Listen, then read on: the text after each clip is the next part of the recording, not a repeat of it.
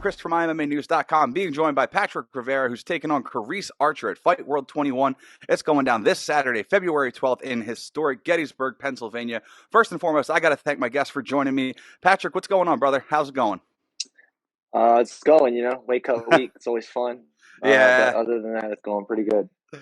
Sorry we had to schedule it during the weight cut, man. But so winding down camp, what does camp look like for you when you're winding down the final little struts of putting in the final efforts? Just sweating. Just keeping my timing up. So like, mitts, little flow and some grappling.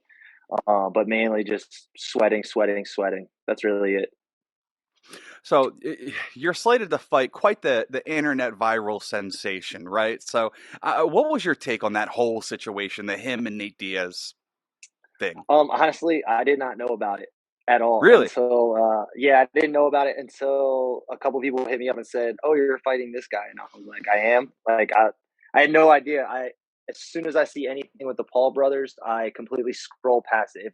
If in the caption it says whatever Paul, I I scroll by it. I don't want to see it. I don't want to look at it at all. Like I don't support them, so I scroll by. So I had no idea.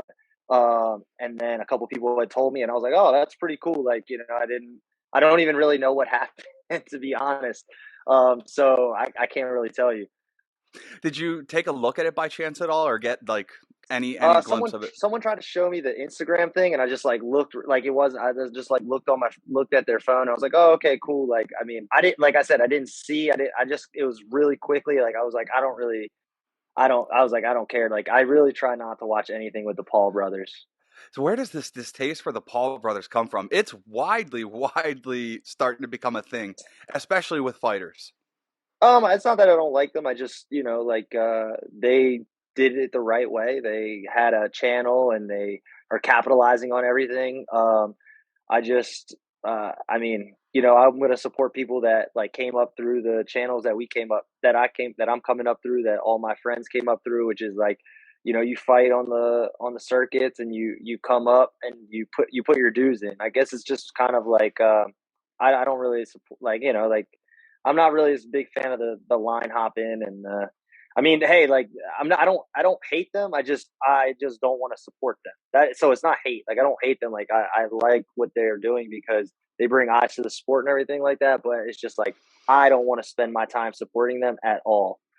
So that's really it. I understand it. It's almost like that old school way of looking at you. You did things the proper way of training, great, getting into the training room, grinding it out with your training buddies, getting into the competitions, and you did it the old school traditional way. Whereas nowadays, anybody that seems to have a somewhat YouTube following or a celebrity status as far as social influencer, they can step into the ring and all of a sudden now they're a fighter. So it almost, Yeah, I do get the sense it does an injustice to the fighters that want to take the traditional route and do it and earn their stripes the regular way. yeah. I mean, yeah, it definitely does. I mean, but they at the same time though they're putting asses in seats, which is Right. really the most important thing at the end of the day. It, Yeah. I mean, it really doesn't matter if you can fight or you can't. Or do you putting asses in seats? That's what promoters want. That's what everybody wants. Mm. So I can't. That's why I said I don't hate them for it at all. Like at all. I'm gonna spend my time watching real fighters Yeah. fight. It's not your cup of tea. Respect where respect's given, but it's just not where you want to spend your time. I get it. Hmm. But Yep. moving forward, man. Moving forward from the viral video, what do you know about Caresse Archer? We live in the age of technology. You can look on the internet. You can find little clips of anybody basically that wants to be a fighter. But I mean, again, Caresse, he's been there. He's done it. Bare knuckle. He's been there and done it. So what do you know about your opponent, Caresse Archer? I know that he fought bare knuckle his last fight. I do know that, which I respect that. Anybody that can step in there, no gloves. I mean, MMA is little gloves, but anybody can step in there, no gloves, has some guts. So I appreciate that. And then I just know some of his fight. I've seen a couple of his fights.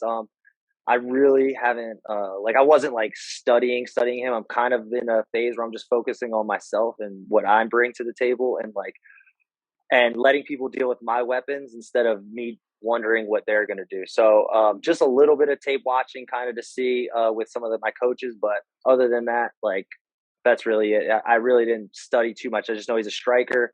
Apparently, he can hit a little hard. I I mean, I don't know. I just know that his name is One Punch, so I'm assuming that he can hit hard.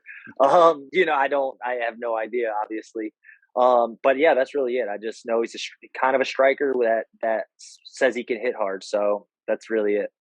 How do you assess that with what you know about it? How do you, not giving your game plan away, but how do you game plan for somebody that you plan for being a knockout artist? Um, I mean, I have fought. Sorry, I have fought a lot of people in my amateur days. Mhm. I've done pro boxing, I've done pro kickboxing, I've done pro MMA. I sparred with top 10 guys in the world. Like, their guys can hit. We're at 170 pound. Guys can punch. I mean, it's not going to be anything that I haven't felt before. I don't think. And if it is, it is. I mean, it's a fight. I mean, I'm most likely going to get hit. So if it is, it is, and then I'll be even more impressed. But I've been in there with some of the best. I don't.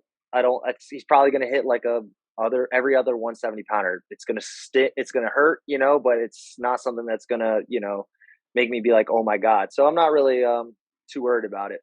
Yeah. So you had a successful run in 2019. You went 2-0 then.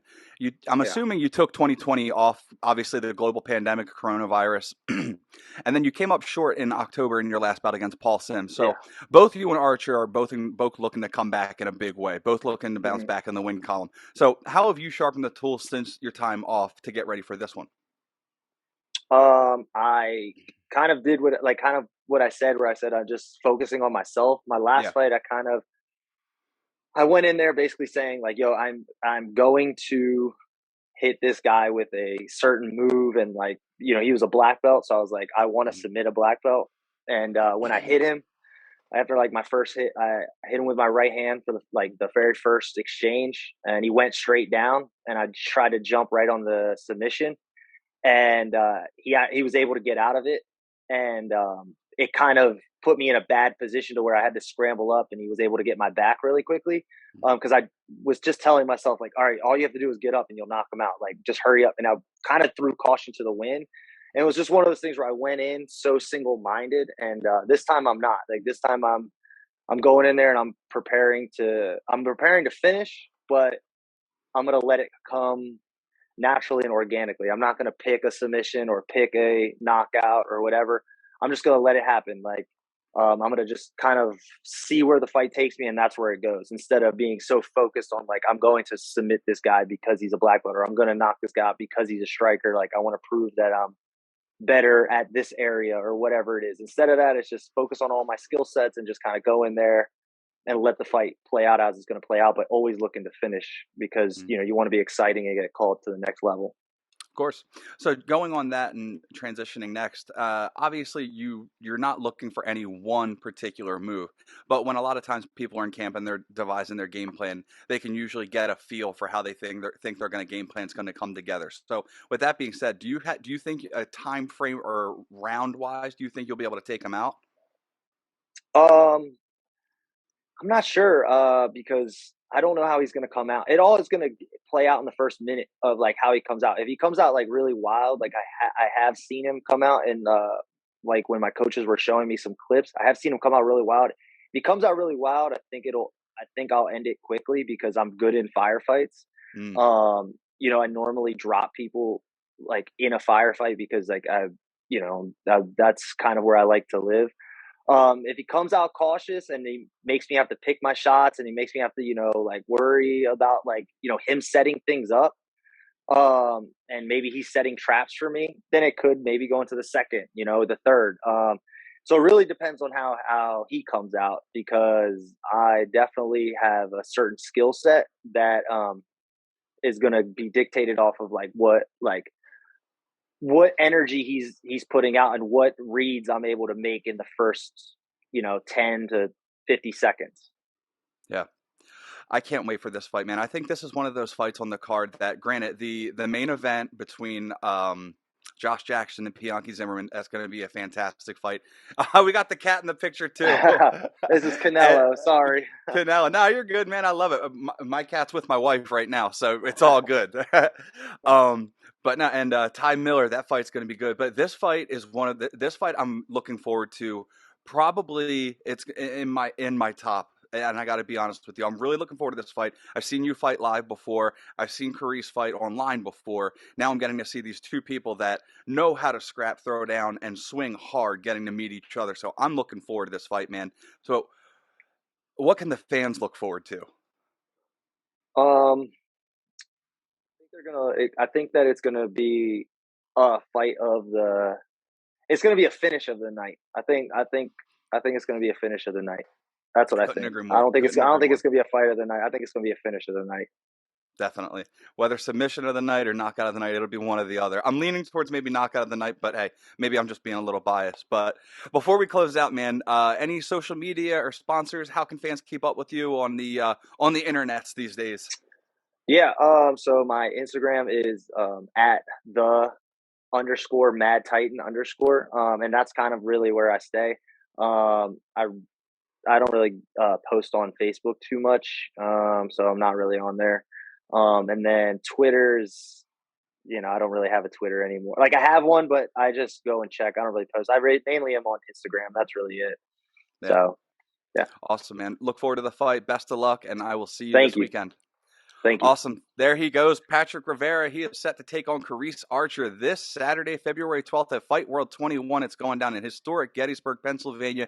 Make sure you get your tickets now. We will post it in the article. You don't want to miss this fight. It's going to be one of the finishes of the night. You heard it from my man, Pat Rivera. For Pat Rivera, I'm Adam Christ. Make sure you keep it locked to MyMMANews.com for all your fight news needs.